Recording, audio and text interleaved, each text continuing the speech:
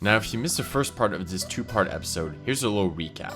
In the last episode, we completely tore apart the interior, removed the exhaust and the rear strengthening bar, and finished the video by removing the rotted out subframe. Alright, well, as you can see, the subframe is finally off and on the ground. Now we just get to disassemble it.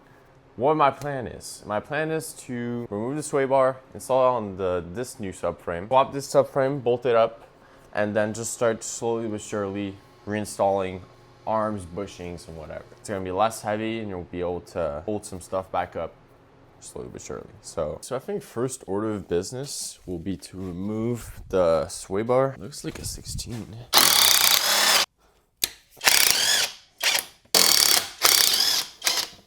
Oh, 12. It's everything off, so this just, yeah, pop off. All right. Now, next big step is to remove the bolts holding the axles. So the plan is to remove the axles from the differential. That way we can just remove both sides.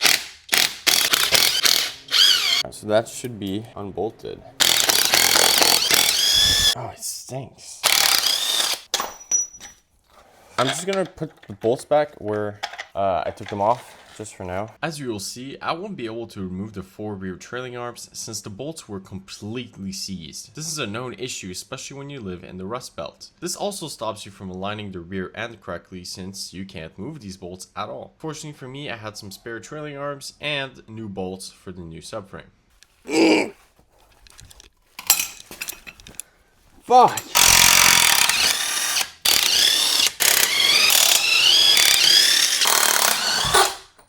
All right. Okay, so now we're gonna be focused on the brake lines. We want to disconnect it. Pretty sure it's gonna break, but we're still going to try. We're gonna tie in the vice grips and hold the line. I don't know how good that will be, but it's kind of working. Oh, never mind. One thing to note, these are not the OEM ones. Has been changed before, So as you probably saw, the brake lines completely snapped. It's the cheap universal ones. Pretty sure they swapped them because probably the brake lines were already rusty before that. So now I got some new brake lines and I have the tool to bend them and we're gonna try to replicate the old ones. So I've never done this in my life. Hope everything goes according to plan. How's this work? This is a brake line tool. Put it like this and then with the gauge, you can put the angle that you want. You'll be able to bend it correctly without doing any kinks because for brake line, you can't just like bend them with your hands. This is our guide one. Obviously, it's not gonna be the same, but we're gonna try our best. So we're at 0 degrees. So then what you do, you come in like this. And then you go check again. There you go, perfect. Essentially, this one's a 135 and then it has to do a 90-degree bend. Yeah, I think I would need it to take a 12-inch. So as you can see, we did the line. We have to bend it with our hands a bit. The tool is good, but then to perfectly align it, you need to use your hands a bit to like move them a bit. It's pretty close to factory. This one's a bit longer, but that looks pretty good. You want to make sure that your rear sway bar, the loop goes under, because it goes under the control arms. Now obviously it's facing over there. All right, so now you want to put your sway bar just like this.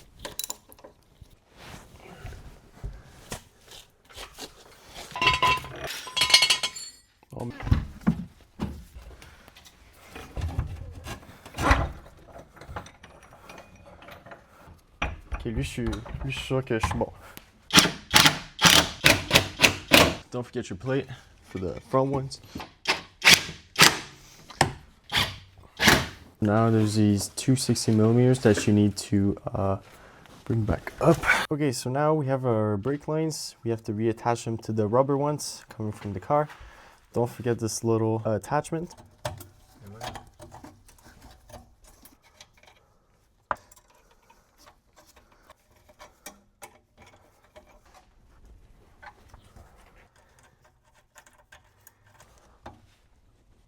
All right, so first of all, you want to put the drive shaft in. All right. Yeah, way too easy. I got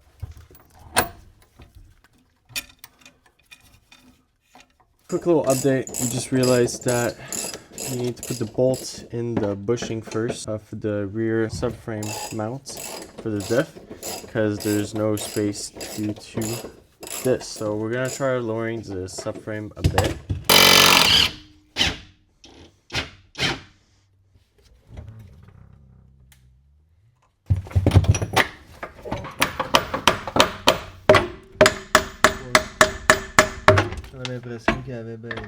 There you go, we did it. Uh-oh.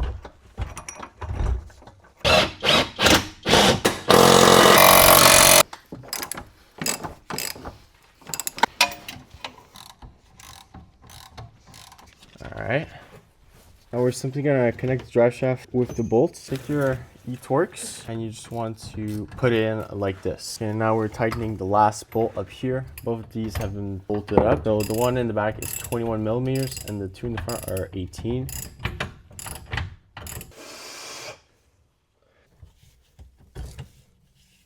Yes, sir. E9X bolts that I removed. They're the ones that just directly join into the differential. Technically, you're supposed to change them, but I think we will be fine. Yeah, not really. Famous last words.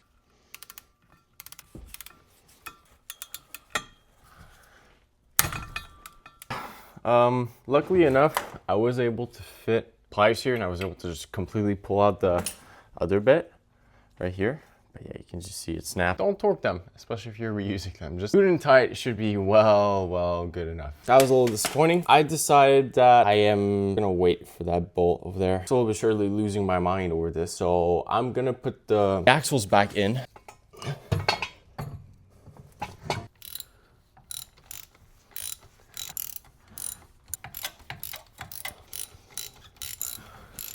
Well, the axle, sorry, stays under the rear sway bar. All right, those are all the differential bolts mounted back up. You just already have one attachment point. Do try to keep an idea of where all the arms go.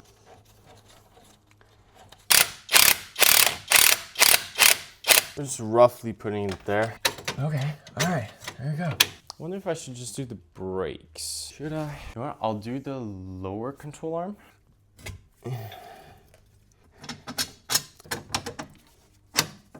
Now I'm gonna do the brake line just so that I have the space to do it. I don't start raging when I don't have all this stuff. Yeah, make sure your line is like not twisted or anything. Brake line bolted back up. Now we can proceed to putting the other arm here.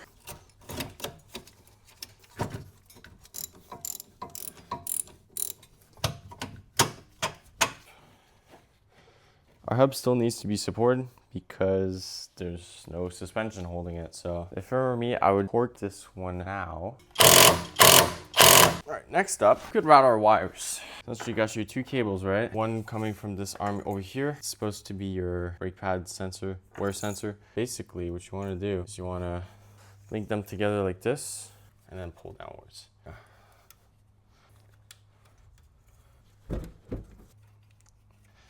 Tuck them in these plastic brackets.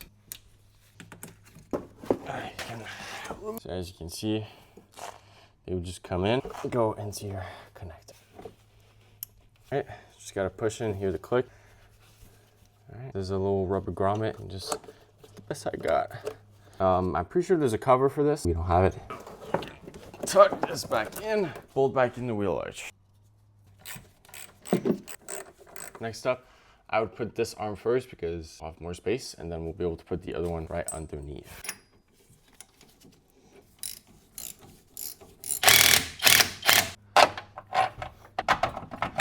Now, I wouldn't tighten the alignment bolt just yet. Just leave it loose. That way you can just, when time needed. Let's install our last arm. First of all, we're taking these arms from another subframe, which we were able to take off. And for this one, I'll just remove the bushing. Essentially, I want to remove the rubber because I did not remove them on the rear shocks.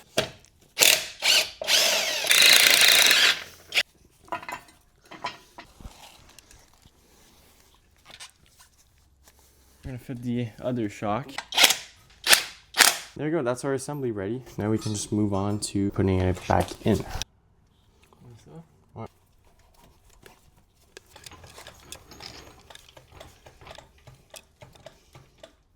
So temporarily it's been bolted up. So the plan is to put this back up, put the bolt in, that way we can align it in the front.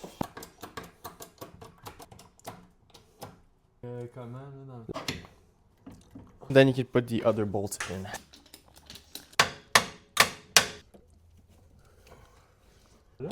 What?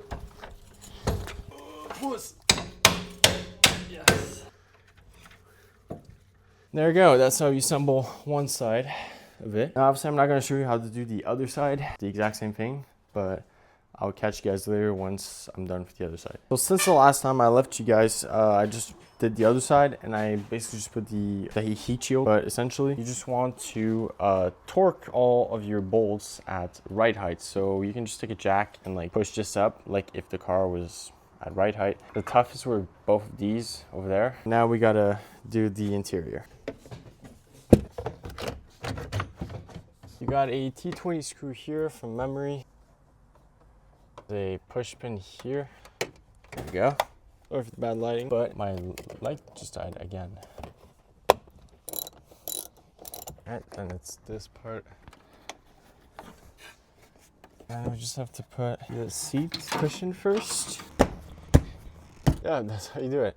Basically, you have two clips like this that you have just to align at the bottom. And then there's this upper clip that you just bang on, but mine isn't really clicking anymore, so I guess it's damaged. I thought there were two screws on the other side, but it's actually on this side that there's two screws.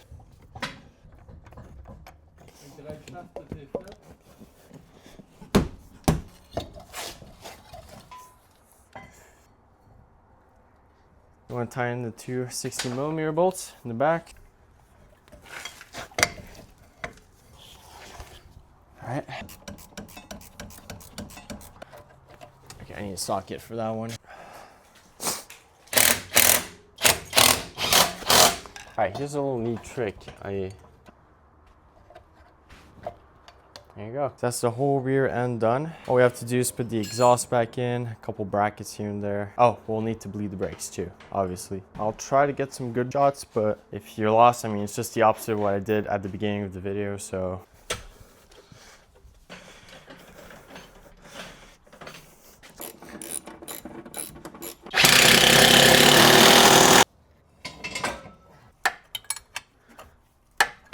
There's that bracket, just like when we did the transmission oil pan. We had to remove that bracket, so it's the same bracket. Just bolt that right back up. Don't know what I'm talking about, just go back in the video. Oh yeah, that's basically it. That's basically the only thing left to do.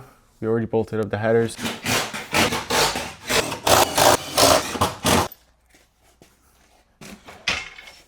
Now you might realize at the end that I kind of stopped talking. Like, I don't talk much, or everything's like the camera's not pointed at the right places. Generally, when I do big jobs at the beginning, I'm very energetic. I'll speak a lot and stuff, but then towards the end, not that I lose patience, but I just can't wait to finish the job, and so I kind of lock in and just stop talking. So please excuse me for the bad shots, or just me being completely silent. It's been at least 6 months that this car has not been driven. It's been in storage whole winter and spring. There it is. Finally getting out. As you can see, the car is finally outside. Everything went well. Now we still have to put all this marvelous trim back.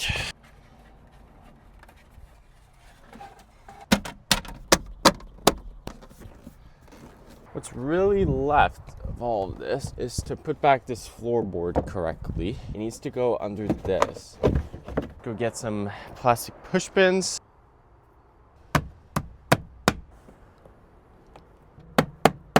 So it's been like, what, 3 months we've done the repair? Can I tell you did a big difference? I don't know. Maybe it's the placebo effect, but I can probably say it feels like firmer, a bit stiffer in the back, but at least I know that the rear end is now safe. It's all done correctly. There's not a big crack in the subframe. There's no risk for the car to completely destroy itself on the track, which the goal of this car has always been to be a track car. So for the chassis and everything to be safe and sound, that's pretty good.